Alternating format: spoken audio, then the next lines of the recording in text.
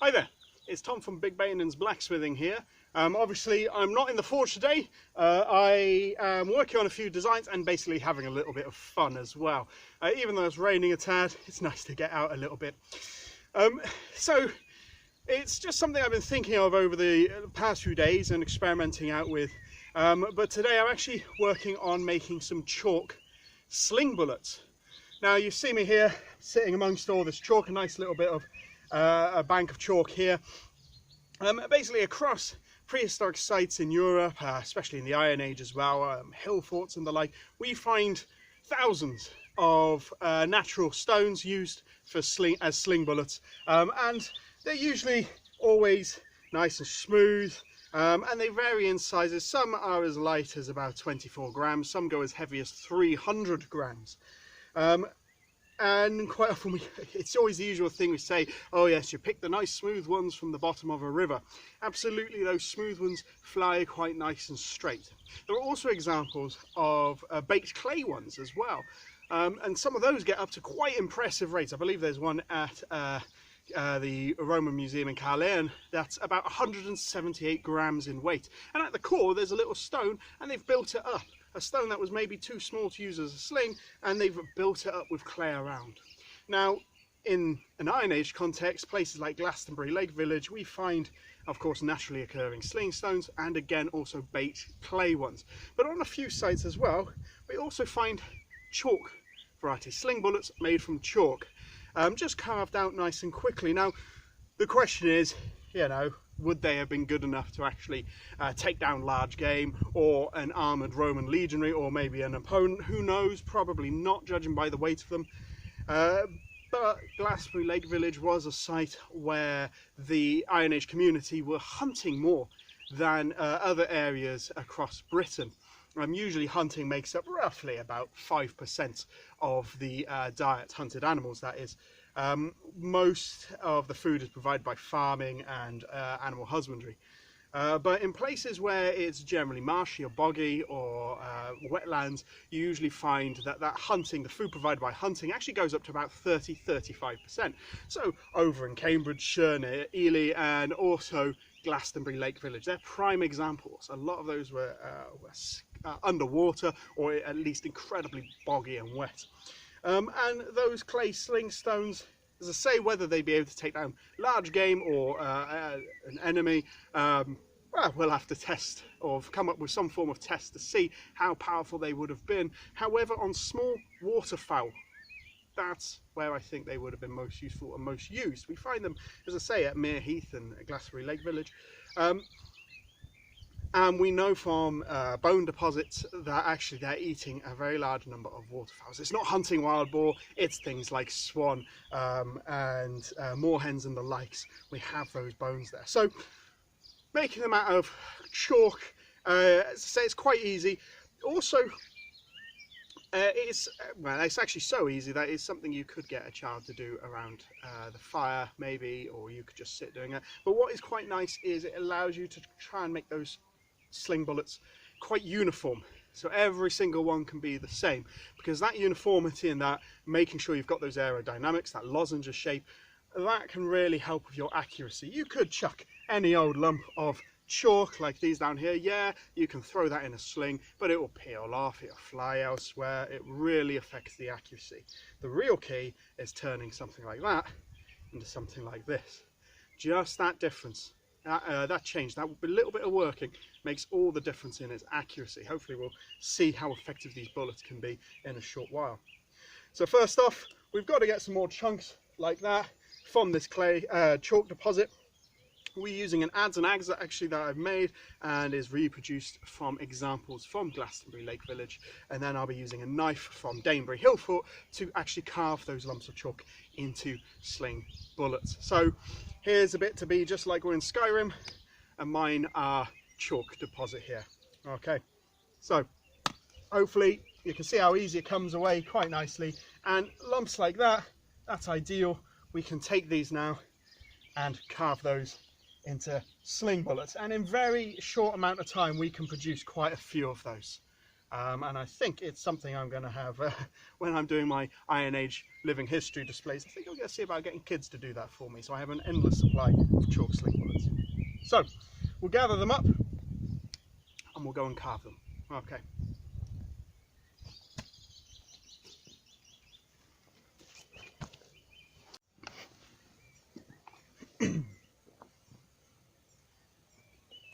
Okay, so we've got our sling, well, our chalk that will become our sling bullets here.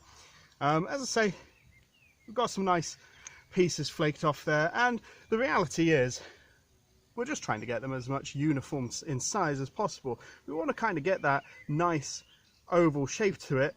In theory, you could try and sling that, and yes, you know, that will still fly up your sling and go a nice distance. However, it's all those different faces, everything, it's not very aerodynamic. And one thing I found with slinging, you want to try and get everything more or less the same size so you can repeat the same shot again and again and help your accuracy. Otherwise you find these will peel off and go all over the shop. And although I'm no expert slinger, certainly not a hunter, I've got to say, I wish I was that good. When you've got those small differences, it's a lot to risk when you're maybe trying to get yourself some food. So try and get them all nice and uniform in shape. As I say, we're trying to compare these to, say, other sling stones, natural occurring stones that we can use. They're nice, suitable bullets there. We'll be using them later. But as I say, we'll get our chalk, and it doesn't have to be anything amazingly complicated. We have our knife, a nice little reproduction of one from Danebury Hill Fort, and we're just going to start chipping it away. It is chalk, so nice and easy to work. As I say, there's nothing special or fancy about this. Anyone can do it. I'm not claiming to be an expert in chalk carving or anything like that. Just trying to use any natural breakages to help move us along. I'm just trying to work out a lovely little oval shape. Say he's a tad big, so we'll just break him down a bit there. And these sling stones, I don't have anything to test the weight with me here. This is a bit of an ad hoc video, I've got to say. But we find ones where they weigh as light as about 27, maybe even 24 grams, baked clay ones. And there are even ones where they're 175, even 300 gram sling stones. So we can find in the archaeological record a great variety. But one thing they tend to have in common is that nice oval shape. Of course, the Romans were, of course, making lovely lead ones. They're wonderful to sling. They are, those lovely lead bullets, and bloomin' heck, don't they penetrate shields and helmets when they're thrown. But frankly, I may be a bit biased in this, but I can't say no to a good old rock and just chucking that at someone. There we go, nicely, quickly done. A little bit smaller than I intended, but we can just work away and very quickly produce multiples of these stones. This could be a good little job for children within the tribe. Maybe it was just something to do around the fire at night. These stones themselves are a little bit wet at the moment. That's not a very good piece of chalk. These are a little bit wet at the moment, so I imagine once they dry they'll lose a bit more weight. Not particularly dense, but as I say, we're talking about stones here that may have been used more for hunting.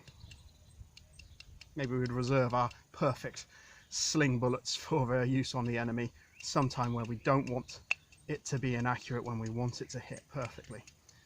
We also have cases, actually I should say, of where there are baked clay sling bullets, and what they have done is there's actually stone on the inside that isn't particularly heavy or the right shape, maybe close enough, maybe they thought it just wasn't heavy enough, and so they've added clay around it to increase its mass, to make it that little bit more devastating for when it hits.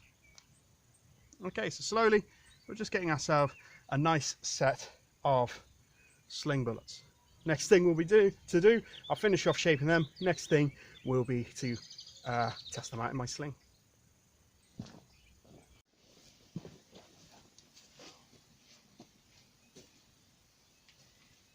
Okay, so we've got our stones and our chalk sling bullets as well, just in time for all the rain to get here. We now have also our sling, just a nice simple one, a nice bit of leather, quite a long one as well, so we should be able to get good range on this one. What I'll do is I'll do a few long range shots just off into distance, which unfortunately due to camera quality you won't be able to see, but it'll give me a feel for which is better on that sense. These sling stones, that natural occurring sling stones that have a bit of difference and variety of shape, or the sling bullet that I have carved out of chalk. After we've done a few of them, you may see a little red shield in the background there. We'll move closer and we'll film some shots on there just to see if we can improve my accuracy. If I can hit it at all, of course. I don't make any claims here whatsoever. So first off, we'll do some long range shots. Slings are dangerous, so what I'm doing is I'm slinging out towards an area that I have a clear view of anyone coming up. So no one's in danger, no one should be out here anyway, and we're slinging out into an open area, nice and safe. So first off, we'll be going with some simple natural stones, and the technique I'll be using is a figure of 8. Now I will do a wind up. You don't have to stand there with your sling wound up. Most of us actually think we would shoot our sling stones in one go, in one move, without any pre-warning. If we're standing there spinning a stone, the enemy would know we're about to unleash a volley, or the animal that we're hunting might just see the stone, might just see the movement and scare. So we wouldn't normally do it like this. However, I'm just going to stand there with a bit of a wind with a sling, making sure the shot is clear, and then shoot a few stones and a few chalk bullets. Okay.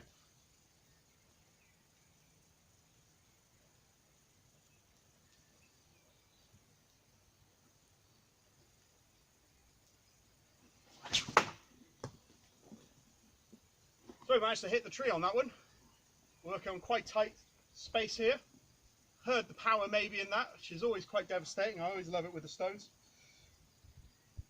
So we've got here, this is almost an ideal type of sling stone in my opinion. Lozenge shape, I keep saying oval, a lozenge shape, nice and smooth and round.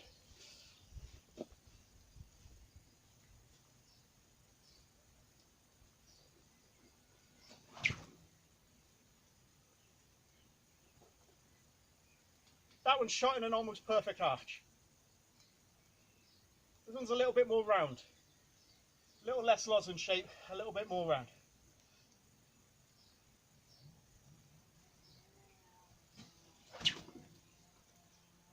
That's shot out like a bullet. Lovely. Okay, next step we'll switch over to our chalk bullets that we've carved up. These are somewhat lighter. Be interesting to see how they fly.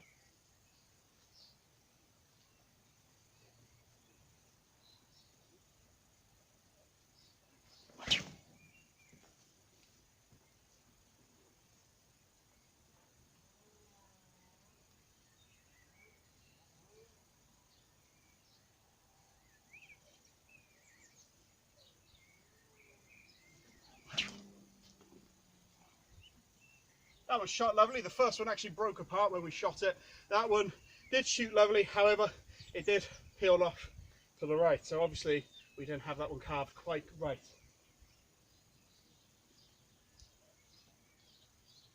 Still shot quite nicely though.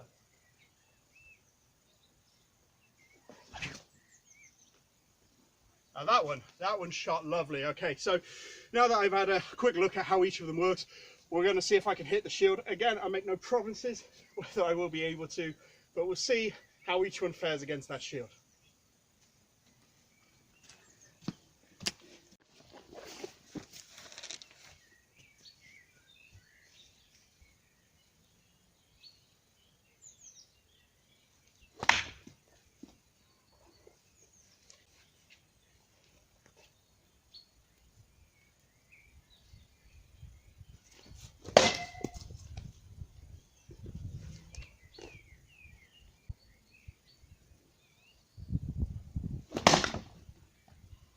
Okay, so there's the stones.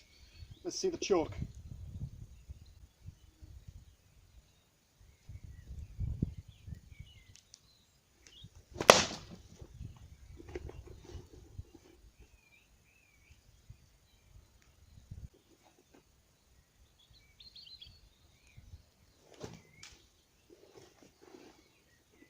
Very quickly I was able to make another 10.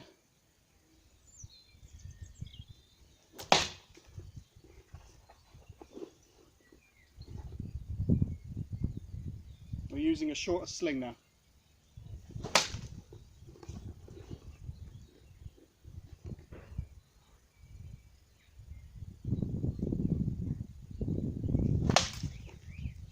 Though they do seem to be breaking apart a bit more, because I'm trying to put in more force as I sling. I think we can hear, compared to the stones, hitting with quite a bit of force when it does.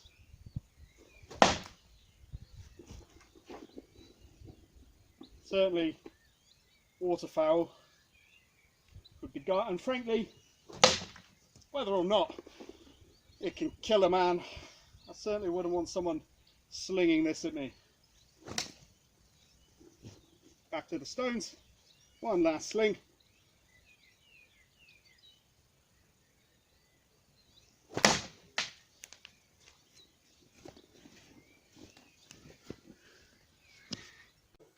Okay, so we're back in from having a bit of a play with those sling stones, seeing how compared to natural stones, how well the chalk sling bullets worked. And although I'm not the most accurate person, certainly we could feel that when we were striking them against the shield, the chalk sling bullets weren't hitting with as much force behind them. Obviously they were somewhat lighter than the stones. However, as I said in the practice, yeah, something like this, a nice little roughly cut out chalk sling bullet would work perfectly well on something like a bird, small game, waterfowl and the like. Perfect for those hunters around Glastonbury Lake Village. And what was great is, when I had exhausted my ammunition, it really took me just 10 minutes to hack out another piece of chalk from the bank and carve up another 10. So it took me less than a minute per bullet to carve out of the chalk, which is fantastic, really quick. I keep saying that the benefit of those chalk bullets over the stone is that I can make them more uniform. We have several of our nice natural stones here. Unfortunately, their shapes, sizes and weights can vary quite considerably, and all of that would have an effect on the accuracy. So again, as I say, the chalk bullets we can make more accurate, more uniform in their shape, and hopefully gain better accuracy. But also one of the things I found, that when I was slinging out in those fields and having a bit of a play, I think I shot about 50 stones altogether while I was out, and quite soon I found I was actually running out of actual naturally occurring stones that were perfect or the right shape for slinging. So imagine if you've got a whole tribe potentially, or a large number of people in a tribe going out getting those sling bullets. Very soon you could find you exhaust all your naturally occurring bullets, sling stones, and so that's where maybe resorting to carving your own little bullets might have helped. Of course, hey, it's just a theory, and it's just something I found even when out walking. It might be a simple thing, oh yeah, we can go out for a walk and find stones lying around. Yes, you can, but I go out with my sling every other day or so now, and have a bit of a practice, and very soon, even walking different routes, I'm finding that, yeah, sometimes it's just not that easy to come across those stones that would be ideal as slinging bullets. Again, we could use any old shape, but they can peel off. They lose that the aerodynamics that make them that bit more accurate. So, yep, I'll keep on making these chalk ones, refine the shape a little bit. These have all been quite hastily done, but I think those little chalk sling bullets were quite a success. So, we'll make more and keep practicing, and keep watching for the next video.